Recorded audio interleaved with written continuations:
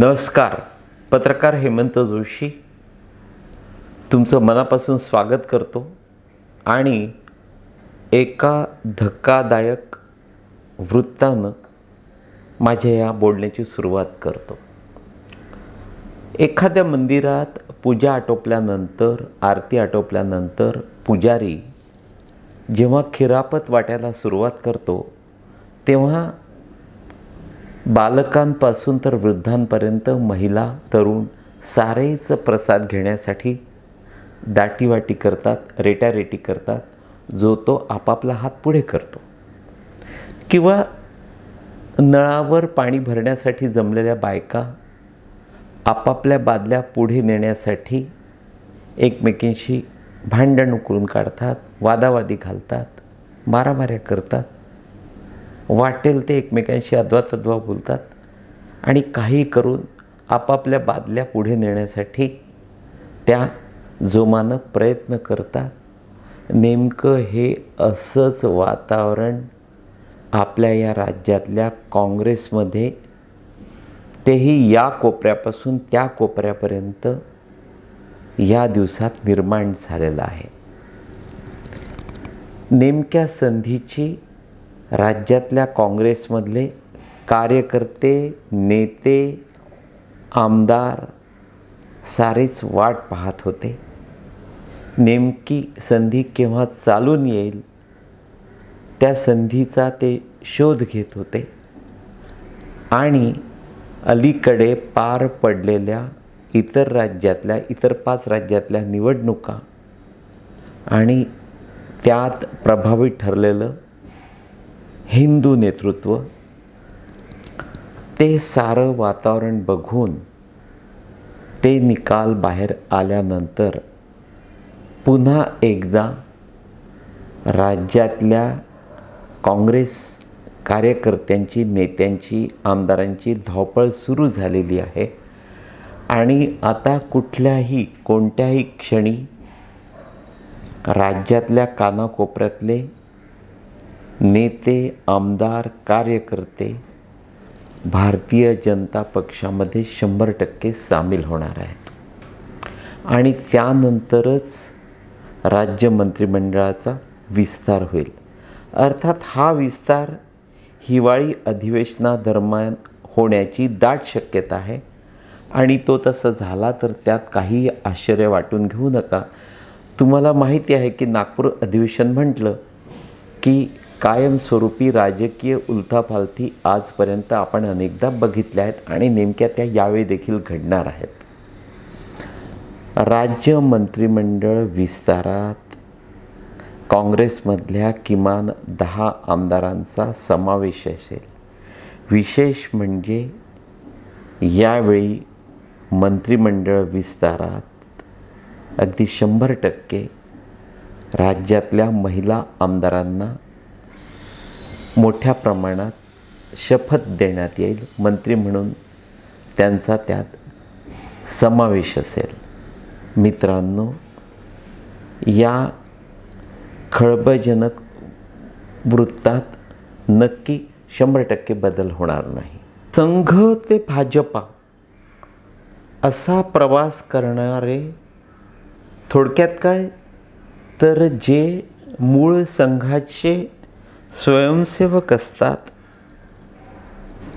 ते संघवाले, त्यांचं हिंदुत्व किंवा त्यांची हिंदुत्वाचा प्रचार आणि प्रसार करण्याची पद्धत, त्यांची भूमिका ही जगभरातल्या ख्रिश्चन किंवा बौद्ध, म्हणजे बौद्ध भंत्यांपेक्षा किंवा ख्रिश्चन मिशनऱ्यांपेक्षा देखील अधिक प्रभावी असते, मोठी खतरनाक असते.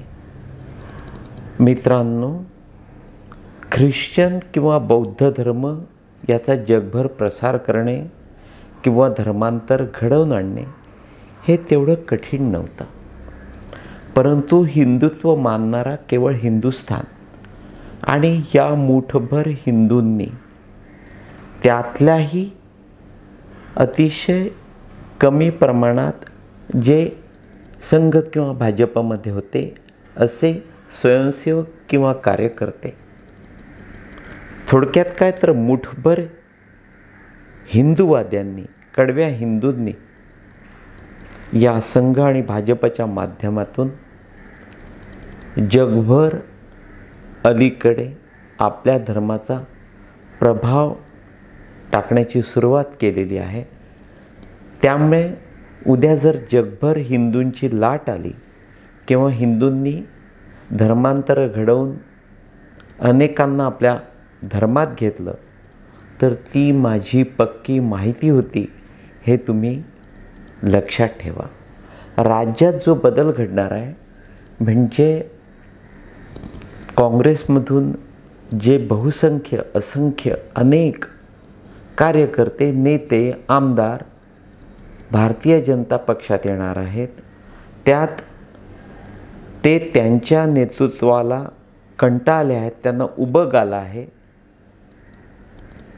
त्यांच्या पक्षातलं नेतृत्व दिशाहीन ठरल्यामुळे, मग ते दिल्लीतलं असेल किंवा राज्यातलं, त्यामुळे हे असे कार्यकर्ते, नेते, आमदार सैरभैर झाले होते आणि त्यातून त्यांना भारतीय जनता पक्ष तिथे जाणं अधिक सेफ वाटलं, सुरक्षित वाटलं, म्हणून ते या पक्षात येण्यासाठी प्रयत्नात होते, धडपडत होते. पण नेमकी संधी चालून येत नव्हती, कारण राजकीय गोंधळानं आपल्या या राज्यात परिसीमा गाठली होती.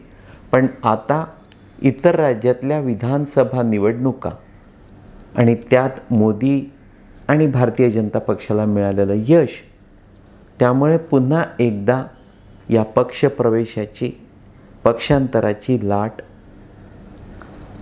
जोरात आहे आणि लवकरच हे या पद्धतीचं पक्षांतर तुम्हाला नक्की पाहायला मिळेल.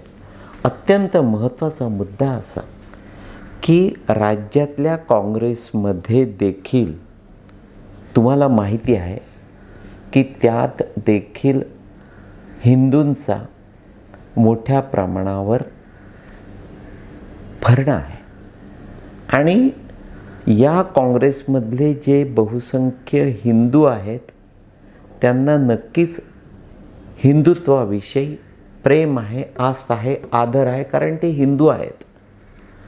त्यामुळे आपल्या हिंदुत्वाचा अभिमान, स्वाभिमान बाळगण्यासाठी काँग्रेसपेक्षा भारतीय जनता पक्ष केव्हाही सोयीचा, हे त्यांच्या लक्षात आलं. त्यांच्या मनातली, त्यांच्या घरातली, त्यांच्या कुटुंबातली अस्वस्थता त्यातून जाणवत होती आणि नेमकी तीच राज्यातल्या संघवाल्यांनी भाजपानं हेरली आणि त्यांनी काँग्रेसवाल्यांचं विचारमंथन करायला सुरुवात केली, ज्यात आता त्यांना पूर्णतः यश आलं आहे. मित्रांनो, आपल्या या राज्यातली काँग्रेस, तिला नक्की मोठं भगदाड पडणार आहे. त्यातून ती आणखी खिळखिळ होणार आहे. एक महत्त्वाचा मुद्दा सांगतो. पुढल्या विधानसभा निवडणुकीला 100% तेलंगणा भारतीय जनता पक्षाच्या ताब्यात असेल, कारण त्या दृष्टीनं मोदी आणि शहा आजपासून कामाला लागले आहेत अशी माझी पक्की माहिती आहे. वेगळा मुद्दा तुम्हाला या ठिकाणी सांगतो. म्हणजे मला कधी कधी त्या देवेंद्र फडणवीसांचं आश्चर्य वाटतं. वास्तविक फडणवीस हे राजकारणाच्या बाबतीमध्ये अतिशय सावध असतात, दूरदर्शी विचार करतात आणि त्या दृष्टीनं ते कामाला लागतात. पण शिवराज चौहान यांनी ज्या पद्धतीनं मध्य प्रदेशमध्ये विधानसभा जिंकली, त्या पद्धतीचा विशेषतः फडणवीसांना का विसर पडला हे माझ्या अद्याप लक्षात आलेलं नाही. किंबहुना कधीतरी भेटीच्या ओघात मी त्यांना हे विचारेल. पण शिवराज चौहान हे जसे मोठ्या भावासारखे, दादासारखे, वडीलधाऱ्या भावासारखे मध्य प्रदेशातल्या प्रत्येक घरातल्या स्त्रियांच्या, महिलांच्या हृदयात स्थान निर्माण करून मोकळे झाले आणि घराघरातल्या स्त्रिया जशा त्यांच्या पाठीशी उभ्या राहिल्या आणि त्यांनी प्रेमानं जी घरातल्या पुरुषांना, तरुणांना, मुलांना, साऱ्यांना धमकी दिली की जर तुम्ही शिवराजजींना मतदान केलं नाही, भारतीय जनता पक्षाच्या पाठीशी उभे राहिला नाहीत, तर गाठ माझ्याशी आहे. आणि या लाडिक वाक्यातून या समस्त महिलांनी मध्य प्रदेशातल्या पुरुषांचे देखील मन जिंकून घेतली आणि त्याचा मोठा फायदा जसा शिवराज चव्हाण किंवा भारतीय जनता पक्षाला झाला. अर्थात शिवराज चव्हाण यांना हे यश 4-5 महिन्यात मिळालेलं नाही हे नक्की आहे. महिलांच्या मनात जागा निर्माण करण्यासाठी, आदराचं स्थान निर्माण करण्यासाठी शिवराज चव्हाण यांना अनेक वर्ष घालवावी लागली, तसे प्रयत्न करावे लागले आणि मला नेमकं तेच फडणवीसांना सुचवायचं आहे. विशेषतः महिलांच्या मनामध्ये आदराचं, मोठ्या भावाचं, वडीलधाऱ्या मंडळींचं, धावून येणाऱ्या भावाचं स्थान निर्माण करण्यात मिस्टर एकनाथ शिंदे तुम्हाला ते सहज शक्य आहे. आणि तुमच्या सोबतीनं, तुमच्या खांद्याला खांदा लावून या राज्यातल्या प्रत्येक महिलेच्या मनात देवेंद्र फडणवीस देखील आदराचं, वडीलधाऱ्या मंडळीचं स्थान निर्माण करू शकतात. आणि तुम्ही दोघांनीही अगदी आजपासून त्या दृष्टीनं महिलांच्या भल्यासाठी, त्यांना आवडतील असे, त्यांच्या मनात रुजतील असे, बिंबतील असे निर्णय तुम्ही तातडीनं घ्या. आणि जे निर्णय घ्याल, ज्या निर्णयातून महिलांचा आर्थिक विकास होऊ शकेल, त्यात कुठेही भ्रष्टाचार होणार नाही, त्यात काही गडबड होणार नाही, नेहमीचे नालायक त्या महिलांच्या किंवा गरिबांच्या हातातून काही हिसकावून घेणार नाहीत, या पद्धतीनं कृपया कुठलीही गडबड करण्या, इतरांना भाग पाडू नका.